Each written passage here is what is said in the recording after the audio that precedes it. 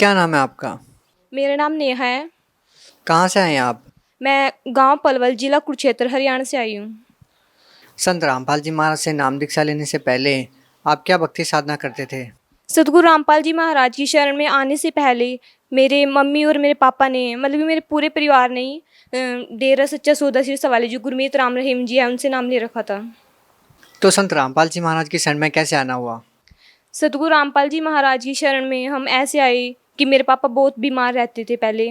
उनको सांस की बीमारी थी और किसी भक्त ने उनको बताया, ज्ञान गंगा पुस्तक दी। तो परमात्मा की दया से मेरे पापा ने वो ज्ञान गंगा पुस्तक पढ़ी और मेरे पापा के दिमाग में कुछ ज्ञान आया और फिर मेरे पापा आश्रम में गए और सतगुरु रामपाल जी महाराज से नामदान लिया। बहन जी, संत रामपाल जी महाराज से नाम दीक्षा लेने के बाद आपके पिताजी को जो बीमारी थी, क्या वो सही हो गई? क्या नाम दीक्षा दी आपको? हाँ, सतगुरु रामपाल जी महाराज ने हमें शास्त्रों के आधार पर ही नाम दीक्षा दी है। और जो मेरे पापा को बीमारी थी, मेरे पापा चंडीगढ़ से दवाइयाँ, इतनी इतनी रिपोर्ट्स घर पे पड़ी है, अगर मैं यहाँ लाती तो आपको भी दिखा देती। इतनी दवाइयाँ मेरे पापा की, कई डॉक्टरों से इतना पैसा लगा दिया था, जो वहाँ तक तो ठीक नहीं हुई, कहीं कहीं से दवाई लेके वो सतगुरु रामपाल जी महाराज की शरण में आने के बाद एकदम से ठीक होगी। संत रामपाल जी महाराज से नाम दीक्षा लेने के बाद आपको और क्या लाभ मिले? सतगुरु रामपाल जी महाराज की शरण में आने के बाद हमें लाभ तो इतने हुए कि मैं बता नहीं सकती। अगर मैं बताने लग जूँ ना तो सुबह से शाम ही हो जाएगी।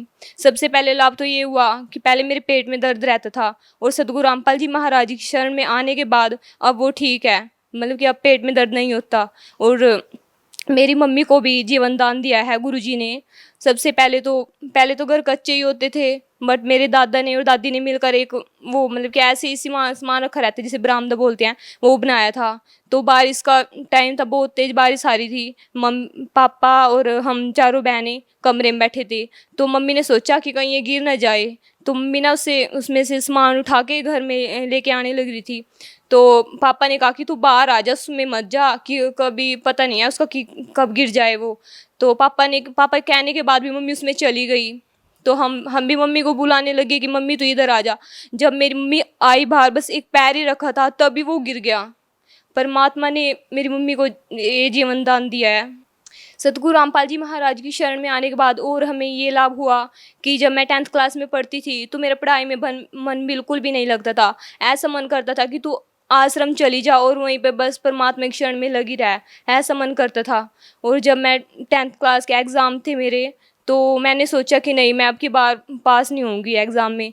तो परमात्मा की रजा ऐसी हुई कि जब हम जाते थे एग्ज़ाम देने के लिए, मैं इधर उधर ध्यान नहीं करती थी, मैं परमात्मा का नाम लेती रहती थी जब जाते थे।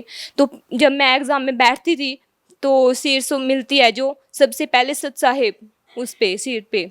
और जब पेपर पूरा करती थी तो लास्ट में भी सत साहिब। हर एक पेपर में मैंने सत साहिब लिखा और परमात्मा की दया से मुझे बहुत अच्छे नंबरों से मैं फर्स्ट आई हूँ क्लास में, 10th क्लास में। बहन जी, आपके गुरुदेव संत रामपाल जी महाराज पर बहुत सारे आरोप लगे हैं। आप क्या कहना चाहेंगे इसके बारे में? इनके बारे में हम ये कहना चाहेंगे कि ये तो परमात्मा है। परमात्मा को सब कुछ पता होता है पहले ही। और जो ये आरोप हैं ये सब कुछ झूठे हैं। हम इनको क्या कहें अब, क्या नहीं, क्योंकि ये तो काल के जाल में फंसे हुए हैं। ये तो काल की तरफ से ही कहेंगे, क्योंकि हम तो परमात्मा के बच्चे हैं। हम सब परमात्मा के बच्चे हैं। आप क्या चाहते हैं सरकार से? हम तो बस यही चाहते हैं कि हमारे गुरुजी निर्दोष हैं, उनको किस लिए जेल में डाल रखा है। अब उनको परमात्मा जो हमें भक्ति साधना बताते हैं, हम इतने दिनों से परमात्मा की वो देख रहे हैं, ये वेट कर रहे हैं हम परमात्मा, कब परमात्मा बाहर आएंगे। इन निकम्मों ने परमात्मा को, जिनके हमें हाथों पर बिठाकर पूजा करनी चाहिए थी, उनको ही जेल में डाल दिया इन्होंने। आप इतनी छोटी सी उम्र में संत रामपाल जी महाराज के बारे में इतना जानते हैं, वेदों के बारे में आप इतना जानते हैं, आपको ये भी पता है कि क्या भक्ति साधना करनी चाहिए, ये सब कैसे हुआ? ये तो परमात्मा का ही चमत्कार है, क्योंकि परमात्मा ने ही हमें बनाया है। परमात्मा ने सबको ही बनाया, हमें क्या, सबको ही परमात्मा ने ही हमें ज्ञान दिया है ये सब। आप भगत समाज को क्या संदेश देना चाहते हैं?